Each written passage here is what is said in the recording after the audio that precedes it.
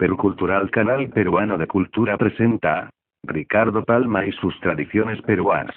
Tradición titulada De potencia a potencia. Crónica de la época del 13º virrey del Perú I. Gran animación reinaba en la Plaza Mayor de Lima el domingo 27 de abril de 1625. El cabildo quería festejar con una corrida de toros y juego de cañas y alcancías la llegada al Perú y posesión de palio del ilustrísimo señor arzobispo de Gonzalo de Ocampo. Los aleros que 3/4 de siglo más tarde debían convertirse en elegantes portales, ostentaban multitud de andamios, sobre los que se alzaban asientos, forrados en damasco, para las principales señoras, caballeros y comunidades religiosas que no hallaran cabida en los balcones lujosamente encortinados. Eran las 3 de la tarde, y la corrida, anunciada para las 2, no llevaba avisos de dar principio.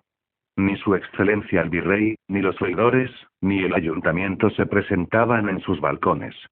Las damas se abanicaban impacientes. Los galanes, por hacer algo, las atendían con refrescos y confitados. El pueblo murmuraba, y los bichos se daban de cabezadas contra las trancas del toril, situado en la esquina de la pescadería. Entretanto, oidores y cabildantes iban y venían del palacio del virrey al palacio del arzobispo. De pronto 4 hombres empezaron a quitar el dosel levantado en el balcón de la casa arzobispal. Y a la vez, por la puerta de esta, salía a gran escape la carroza de su ilustrísima. Llegada a la esquina del portal de escribanos detúvola el cochero, esperando acaso que algunos oficiosos quitasen las tablas que servían de barbera. Mas, viendo que nadie atendía a separar estorbos, asomó de Gonzalo la cabeza y comunicó órdenes al fábulo. Entonces este volvió bridas, penetró el coche por la puerta principal del Palacio de Gobierno y, saliendo por la de la cárcel de corte, enderezó por el puente al convento de los Descalzos. Antes de que sepamos lo que impulsó al arzobispo a inferir tamaño desaire al cabildo de la muy leal y 3 veces coronada ciudad de los reyes y a tomar por vía pública la casa de gobierno, será bien que hagamos conocimiento con el excelentísimo señor D. Diego Fernández de Córdoba, marqués de Guadalcázar, conde de Posadas, y 13º virrey del Perú por S.M. de Felipe IV. Y sabido es que para los virreyes de México fue siempre un ascenso el gobierno del Perú, y tanto que durante 2 siglos fue el sueldo de estos mayor que el de aquellos. Así entre los 40 virreyes que nos rigieron, habían hecho en tierra de Moctezuma el aprendizaje del mando los marqueses de Mondejar, de Alcañices, de Salinas, de Montes Claros y de Guadalcázar, así como los condes de Alba, de Salvatierra y de la Monclova.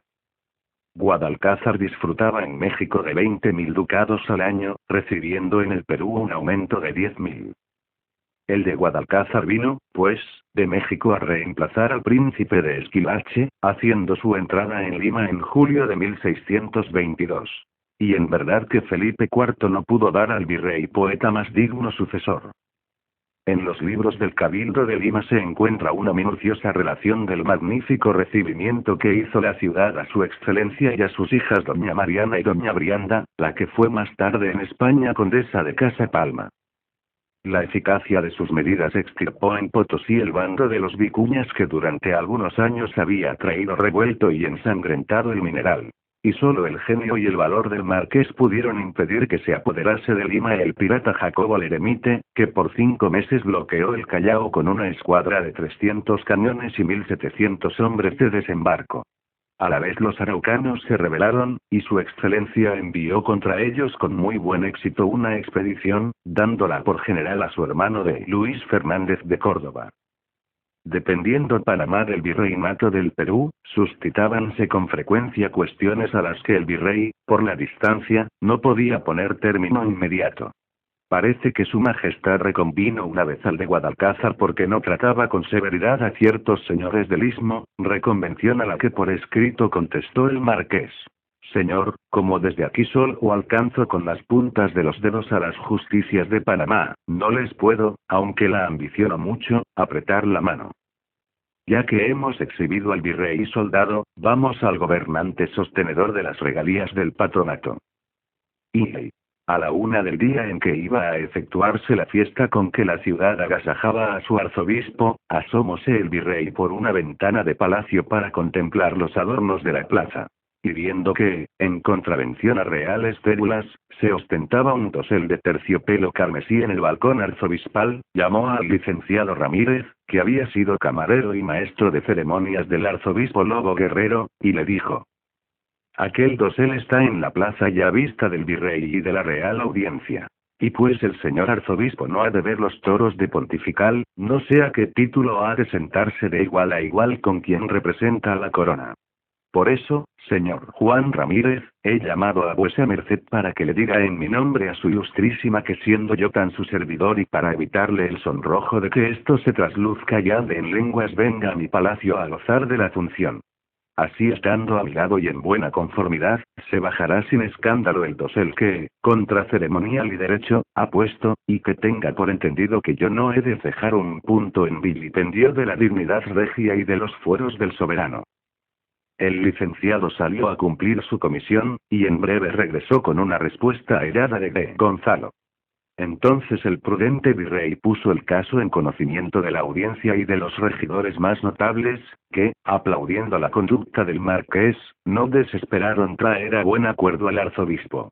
Pero de Gonzalo, según dice el erudito quiteño Villarroel, que fue obispo de Arequipa y de Santiago de Chile, en su curioso libro Los dos cuchillos, impreso en 1657, tenía muchas ayudas de costas para errar en la cuestión del dosel. Ser muy rico, muy engreído, muy reciente prelado y no disimular sus puntas de colérico. Por eso, sin aceptar transacción alguna, mandó quitar en el acto el dosel y todo adorno de sus balcones, cerrar puertas y ventanas, y aparejada su carroza, tomó el partido de que ya hemos hablado. Ni antes ni después de Gonzalo han usado más los arzobispos, cuando han querido presenciar algún festejo, que un almohadón de terciopelo carmesí sobre el antepecho del balcón, adornado con una cortina recamada de franjas de oro. El pueblo llegó al fin a imponerse de lo que acontecía. Mas no por eso desmayó la animación de la fiesta. Solo las comunidades y algunas damas devotas y muy encariñadas por el arzobispo se retiraron de los tablados y balcones. El sesudo virrey no alteró en nada el programa de la función. Y como era de estilo, salió a caballo con una lúcida comitiva a recorrer la plaza, regresando luego a ocupar su asiento bajo el dosel de la galería de palacio. La corrida fue buena. Los bichos eran bravos, despanzurraron caballos, aporrearon jinetes e hirieron chulos. Hubo sangre, en fin, sine qua non de una buena corrida.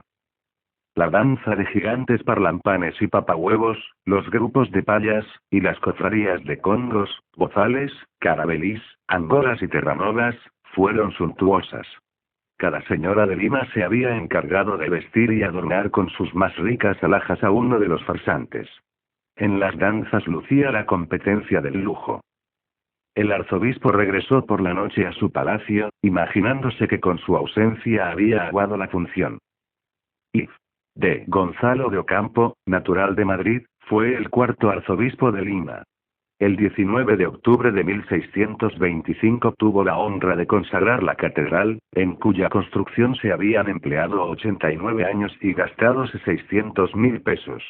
La ceremonia religiosa principió a las 7 de la mañana y terminó a las 9 de la noche, y aún existen medallas de plata que se acuñaron para conmemorar el acto. Casi destruida por el terremoto de 1746, se procedió inmediatamente a reedificarla, verificándose su estreno el jueves de Cortus, 29 de mayo de 1753, siendo virrey el conde de Superunda. Desde 1604, en que se edificó, hasta 1625 fue la iglesia de la Soledad, situada en la plazuela de San Francisco, la que sirvió de catedral limeña. Las torres de la catedral se construyeron en 1797, miden 40 varas de altura y son de maderas incorruptibles. En la torre del norte se colocó la campana Cantabria o Mariangola, que pesa 310 quintales, y en la torre del sur la campana bautizada con el nombre de la Purísima, y cuyo peso era de 150 quintales. Obsequiado en 1850 por el arzobispo Luna Pizarro, tiene la catedral, entre otros notables, un magnífico lienzo de Murillo, la Verónica, que los canónigos cuidan como un tesoro, y que ya en 2 ocasiones han visto en peligro de ser robado. Volvamos a de Gonzalo. Desde el día de la cuestión del dosel vivió en lucha abierta con el virrey. De ilustrísima cuna, opulento, educado cerca del Padre Santo Clemente VIII, de quien fue camarero secreto con poderosas influencias en Roma y en Madrid, todas las probabilidades del triunfo estaban en su favor. En México hacía poco que un arzobispo había puesto preso a un virrey y despojado del mando, conducta que mereció el aplauso del monarca, y de Gonzalo de Ocampo se hallaba en camino de seguir el ejemplo. Los galeones que llegaron de Cádiz en los últimos meses de 1626 traían la noticia de que era punto resuelto en la corte nombrar por virrey al arzobispo. Pero que Felipe IV buscaba la manera de dorar la píldora para no agraviar al marqués. Tal es la gratitud de los grandes. Sin duda que el arzobispo habría visto lograda su ambición si la muerte no lo estorbase.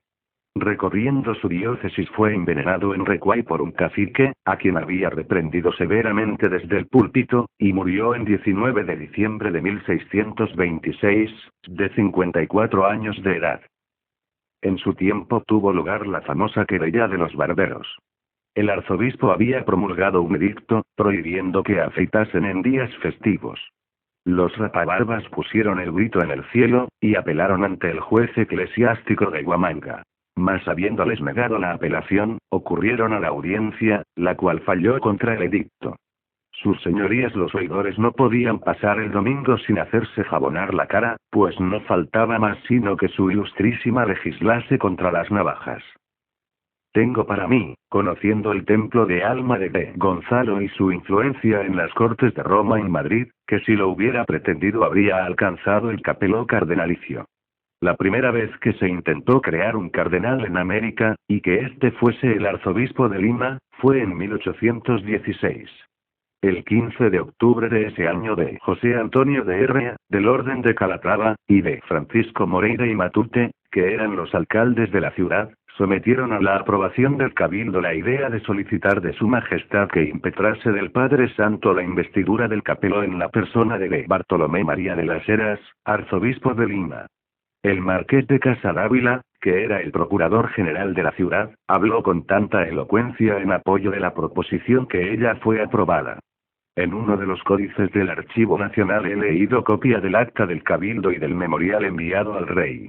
Claro es que la pretensión tuvo en Roma el mismo resultado que otra que en 1871 elevó a su santidad el presidente Balta, pidiendo el capelo para el arzobispo Goyeneche, que era entonces el decano de los obispos de la cristiandad, pues contaba más de medio siglo de ejercer funciones episcopales.